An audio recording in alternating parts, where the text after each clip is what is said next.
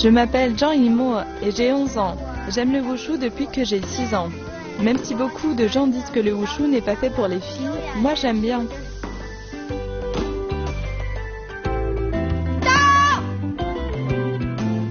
Bonjour à tous, je m'appelle Gojue et j'aime le wushu. Faut pas me chercher.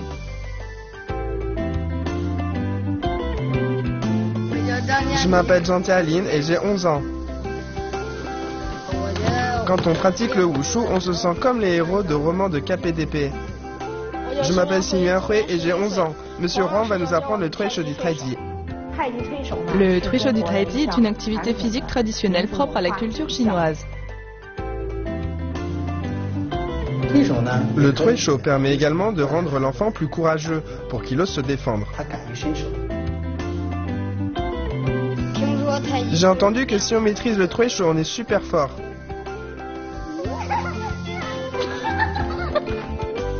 Le Tuishu du Taiji.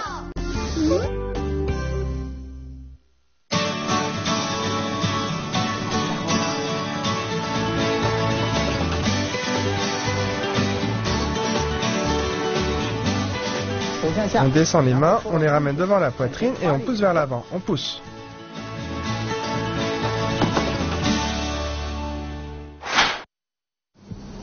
Nous allons apprendre le Tuishu vertical à une main du Taiji. Dans le Tuishu vertical à une main, on décrit un cercle vertical devant le corps, du haut vers le bas. En haut, la main est en paume vers le visage et on la ramène en bas. On fait un cercle vertical. Bien, faites-le avec moi, tournez-vous. On lève le pied gauche et on l'écarte. On monte les mains, on plie les genoux et on descend dans la position. On avance en garde.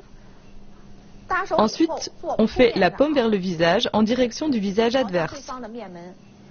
Puis après que l'adversaire a appuyé, on ramène la main à côté de la hanche. Puis on remonte par le côté et on passe devant en paume vers le visage. On décrit un cercle vertical autour du corps. Bien, on refait un tour, bien rond. Quand on ramène, on ouvre le pied, on abaisse la main et on lève l'autre main et on change de main. Puis on fait à nouveau la paume vers le visage, la main arrive jusqu'à ce côté. Quand on fait la paume vers le visage, l'adversaire nous dévie alors jusqu'au côté devant son épaule gauche. Bien. On joint les pieds, on tourne le corps et on refait de côté. On lève et écarte le pied gauche, on lève les mains, on plie les genoux et on descend dans la position, puis on avance et on place les mains en garde. Ensuite, la main continue d'aller vers l'avant en paume vers le visage. L'adversaire rabat notre main, puis on refait le même mouvement. Encore, la paume vers le visage. Bien, on ouvre le pied, on abaisse la main, on avance et on change de main.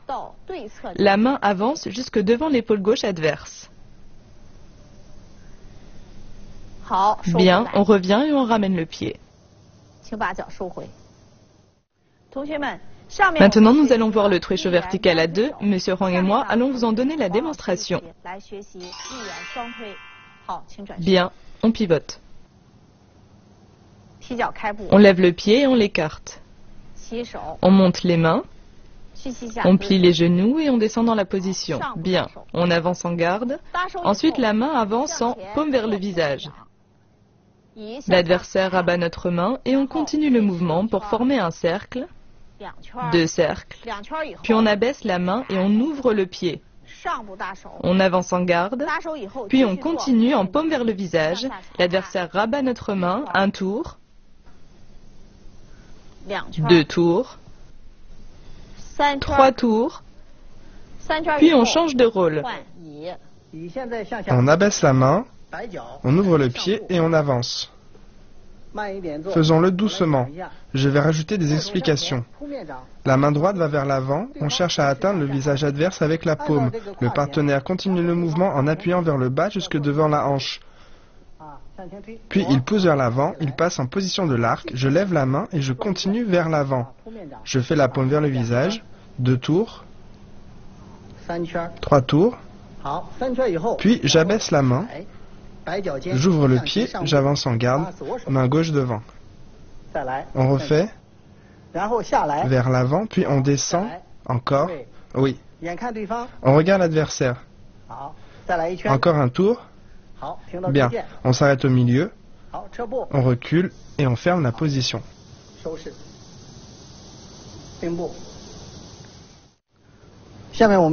Maintenant, nous allons voir une application du Treisho vertical à une main. Bien, nous commençons. On avance en garde. On commence depuis la garde. On est en garde à une main, mais on utilise les deux. Bien, on commence à partir d'ici, cercle vertical. L'adversaire est en paume vers le visage. Quand il vient en paume vers le visage, je l'emmène vers la droite et j'appuie sur sa main vers le bas. Puis je le pousse vers l'avant. Voilà le tour d'un cercle vertical. Puis lors de l'application, j'abaisse sa main à côté de ma hanche, je place ma main gauche sur son coude et je le repousse.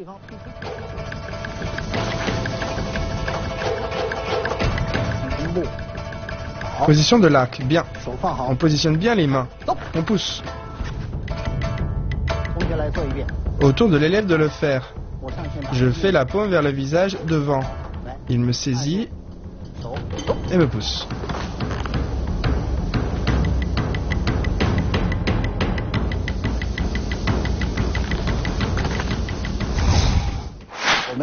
La pratique actuelle du wushu se concentre sur la beauté des gestes. Il s'agit de l'apparence. Mais comment révéler son essence? Pour cela, on se concentre sur la force utilisée dans le Treisho. Elle recèle beaucoup d'aspects de la culture chinoise. La pratique martiale possède son propre esthétisme. Quand l'adversaire nous attaque, on doit le dévier. S'il s'agit d'une agression, lorsque la force adverse échoue, on peut venir sortir la force avec l'autre main. Pa! On peut le repousser par un coup de paume. Durant la pratique, nous devons leur inculquer ce genre de technique.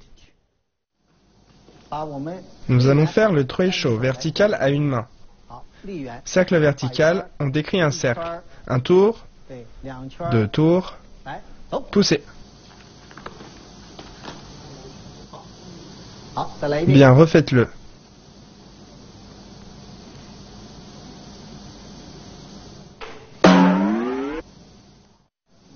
Poussez. Bien, je vais corriger. Toutes les deux, quand tu l'as poussé, ta main était tournée. Quand on sort la force, on peut combiner avec un pas en avant pour repousser l'autre.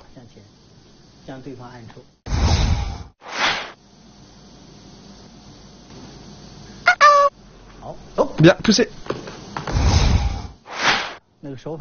Ta position de main était incorrecte. Tu dois appuyer dans l'alignement.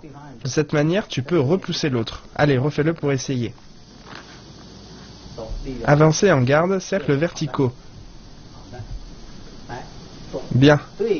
Oui, ça c'est juste. Pousse. Bien. Refais-le. Allez.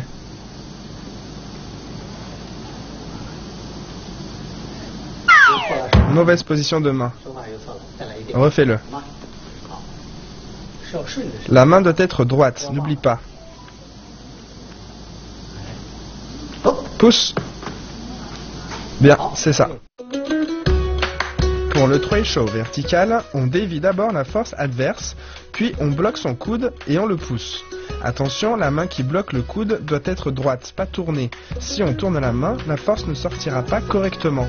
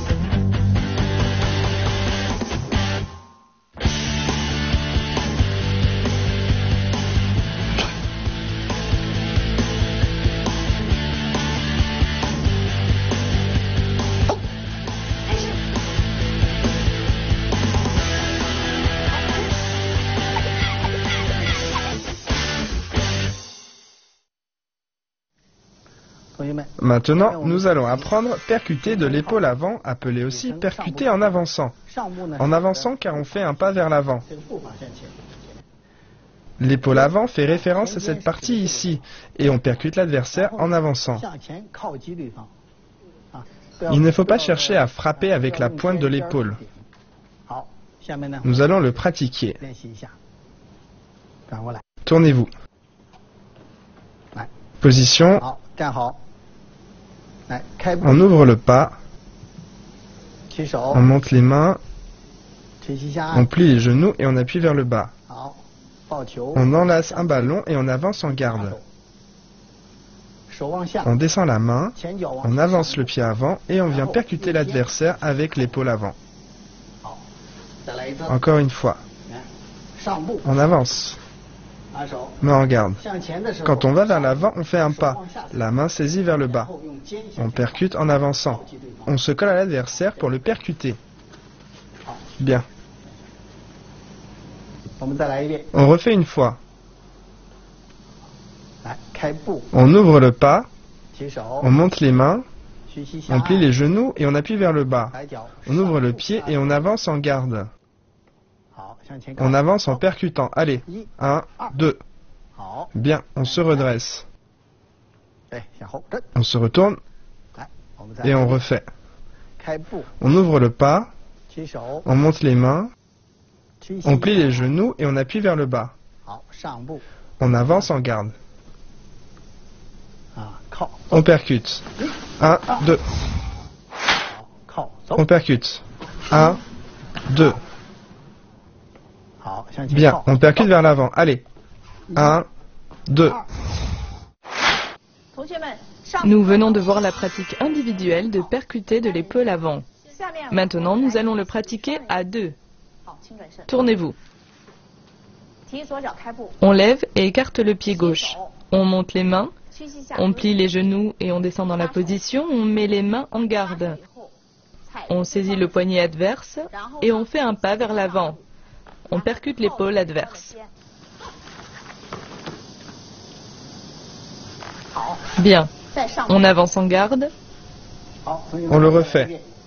On saisit vers le bas et on percute vers l'avant. On saisit vers le bas et on percute vers l'avant.